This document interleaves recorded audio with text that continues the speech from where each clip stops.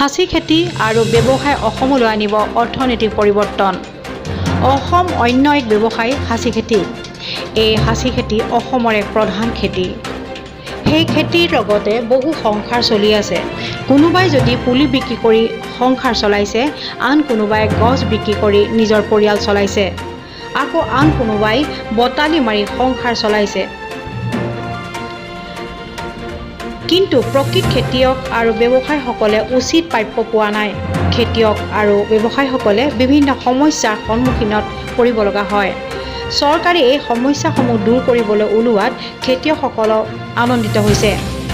এই বাতৰিৰ যোগেদি বৃহত্তৰ অসমীয়া যুৱ মঞ্চ আৰু ঐক্য সেনা অসমৰ তৰফৰ পৰাও প্ৰশাসনক আহ্বান জনায় যে প্ৰশাসনে এই খুটি খোৱা খেতিয়ক আৰু ব্যৱসায়ীসকলক হাৰাশাস্তি নকৰি সংসাৰ চলোৱা নতুবা পৰিয়ালক পোহপাল দিয়াত সহায় কৰিবলৈ অনুৰোধ জনায়। যদি চৰকাৰে এই খেতিয়কসকলক ব্যৱসায়ত সহায় কৰে তেন্তে ইয়াৰ দ্বাৰা যে অসমৰ অৰ্থনীতি সবল হ'ব তাৰ কোনো সন্দেহ নাই। এইটো এটা ব্যৱসায়, এই ব্যৱসায়টো আমি নতুনকৈ আৰম্ভ কৰিছোঁ। দেৰগাঁৱৰ বহু পুৰণি ব্যৱসায়টো। আজি আজমল চেটে আহি দেৰগাঁৱতে আহি কাম শিকিছিলে আৰু আজি 70 বছৰৰ পুৰণা এটা ব্যৱসায়। এই ব্যৱসায়টো যিসকলে আগতে কৰি আছে তেখেতসকলে প্ৰকৃতি ধ্বংস কৰা নাই। তেখেতসকলে এজোপা গছ যদি কাটিছে 10জোপা গছ হৈছে। কিন্তু অসমত দেখা গৈছে যে বহুতো অবৈধভাৱে কাঠৰ মিল আছে। তেখেতসকলে দিনে ৰাতিয়ে গছ কাটি আছে, কিন্তু তেওঁলোকে গছ ৰোৱা নাই। আমি যিবিলাক এতিয়া আপোনাৰ কাঠৰ মিল আছে তাত আপোনালোকে পৰীক্ষা কৰি দেখিব টিপি থকা মাল আপোনালোকে নেদেখিব। কিন্তু ইয়াত যিসকল নিবনুৱা মানুহ চলি আছে, আজি আপোনালোকে দেখিছে আমি আজি নতুনকৈ ব্যৱসায়টো কৰিছোঁ। এই নিবনুৱা যুৱকসকলে এনেকুৱা ধৰণৰ কাম কৰি পেট প্ৰবৰ্তন কৰি আছে। এতিয়া চৰকাৰলৈ আহ্বান জনাইছোঁ যে এই নিবনুৱা যুৱকসকলৰ প্ৰতি চিন্তা ৰাখি এই চাচিটো বৈধতা কৰক আৰু চাচিটো বৈধতা কৰি মানে বহু পৰিয়াল চলাৰ এটা পথ আগুৱাই নিব বুলি মই আশা কৰিছোঁ।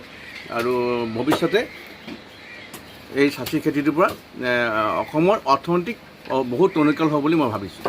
দেৰগাঁৱৰ পৰা জিয়াউদ্দিন আহমেদৰ প্ৰতিবেদন, news 24 north east Guwahati.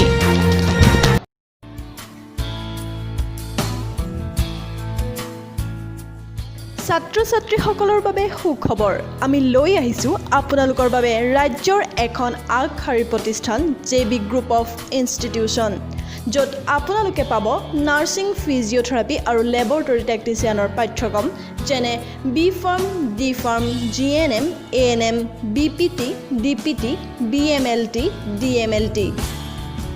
B.Pharm, D.Pharmত নামভৰ্তিৰ বাবে উচ্চতৰ মাধ্যমিক বিজ্ঞান শাখাত ফিজিক্স, কেমেষ্ট্ৰি, মেথছ বা ফিজিক্স, কেমেষ্ট্ৰি, বায়'লজিত 50% উত্তীৰ্ণ ছাত্ৰ ছাত্ৰীসকলেহে নামভৰ্তি কৰিব পাৰিব আৰু ANM, GNMত যিকোনো শাখাৰ ছাত্ৰ ছাত্ৰীয়ে নামভৰ্তি কৰিব পাৰিব।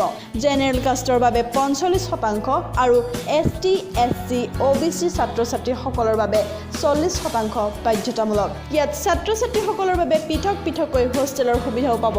পাঠ্যক্ৰমসমূহ আগবঢ়োৱা হৈছে PCI, INC আৰু অসম চৰকাৰৰ স্বাস্থ্য বিভাগ, Srimanta Sankardev university of health ছায়েন্সৰ অধীনত। মনত ৰাখিব, এয়া সম্পূৰ্ণ চৰকাৰী পাঠ্যক্ৰম। নামভৰ্তিৰ বাবে এডমিশ্যনৰ ফৰ্ম দি থকা হৈছে। নামভৰ্তিৰ বাবে যোগাযোগ কৰক 8638048920, 9435100784 এই দুটা নাম্বাৰত। আৰু আপোনালোকে অনলাইন যোগেও নামভৰ্তি কৰিব পাৰে। তাৰ বাবে www.jbschoolofnursing.org, www.jbip.in।